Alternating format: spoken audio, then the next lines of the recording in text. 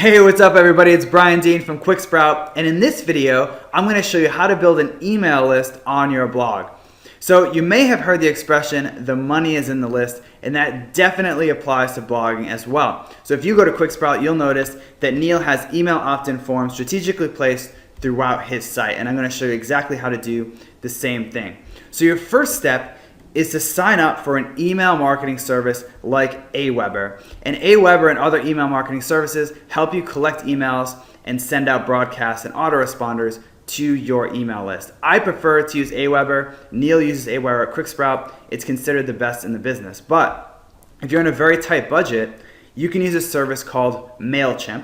So if you go to MailChimp.com, click the sign up free button, you can get a free account there up to 2,000 email subscribers. So once you've get all set up with whatever email provider you want to work with, your next step is to make your first form. And I'm going to show you how to do that in Aweber. And although all the services are a bit different, they all have basically the same type of setup to create your first sign up form. So log into Aweber, click on sign up forms, and then click on create a sign up form. Okay, now here's where you can customize the default sign-up form they give you, so you probably do want to customize it depending on how your site is designed. Okay, so the first thing you want to do is get rid of this email marketing by Aweber, because that's basically an ad for them.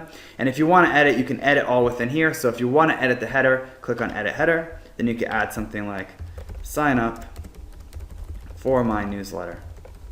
Then click save. So once it all looks good, click on go to step 2. And then here's where you want to name your form. And that's important because when people sign up on different forms on your site, you want to know which one they used. And that's important for conversion rate optimization. So if you have the same form throughout your site, you don't know where people are signing up. So you might want to name it sidebar form, something like that. And then under thank you page, you can customize this if you want. So when someone signs up, they can either go to a thank you page that is within Aweber. So that one just tells them to confirm the subscription, or you can make one yourself and enter the URL here. And if they've already signed up to your list, this is the page that they'll see. It'll either say you already signed up or another message that you might want to show them. So once that's all set up, click on go to step 3, and then you want to save your form. And then next step is to publish it. So if you want to install it yourself, which I'm going to show you how to do, it's very easy. You want to click on this button, I will install my form. And if you want to email the code to your web designer, you click on this button. So we're just going to install it. And you can either include a JavaScript snippet, all right, which is very easy to install, or raw HTML. Now I prefer raw HTML because then you can do some more design customizations with it after you've actually uploaded it to your site.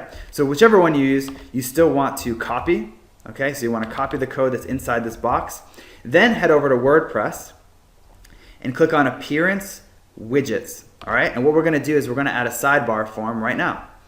So once your widgets are all loaded, you want to add a new one to whatever box. So we'll just add one here.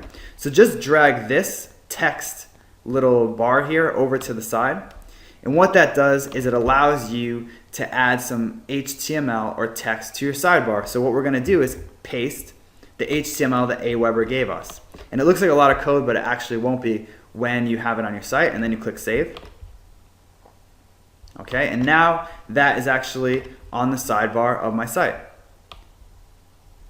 So as you can see, I have this little sidebar here, okay? And you can it'll look different depending on how you customize it. So the sidebar is obviously one of the best places to include your sign-up form, and ideally you have it above the fold here where Neil has it. So this is the one that I actually have on my site, and as you can see, it's high above the fold, and that's where you want it, okay? There's another place you definitely want to consider adding an email form in is a feature box on your homepage. And you can see I have that here at Backlinko, and at Sparring Mind, this is a feature box. So it's basically a little box that's above the fold on the homepage that a lot of people see that entices them to sign up. Now you can just hire a coder to make this yourself, but there are actually 3 ways to do this yourself, okay? And this is important. Not every site has this, and it's something you definitely want to test. But in my experience and a lot of marketers' experience, this is very, very high converting and can build your list very quickly.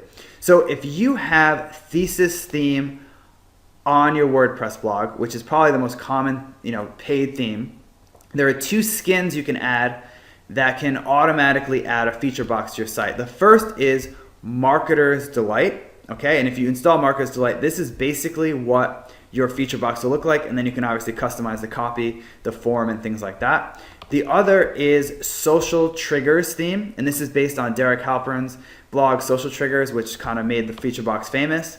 And this is what your feature box will look like. You can put your unique picture here, you can put your email form, you can add a name, however you want to customize it. And to do that, if you have Thesis, log into your dashboard, and under Thesis, click on Manage Skins. And then you want to click Upload Skin, Browse, and then you choose the skin that you've downloaded to your local computer, click OK, and it'll be updated. And then within Thesis, you'll be able to edit the feature box. It'll have an area for feature box within that skin. Okay, so that's one somewhat simple way to do it, but that's not the only way. There's also a plugin you can install. So head over to your WordPress dashboard, click on Plugins, click on Add New, then type in Magic Action Box.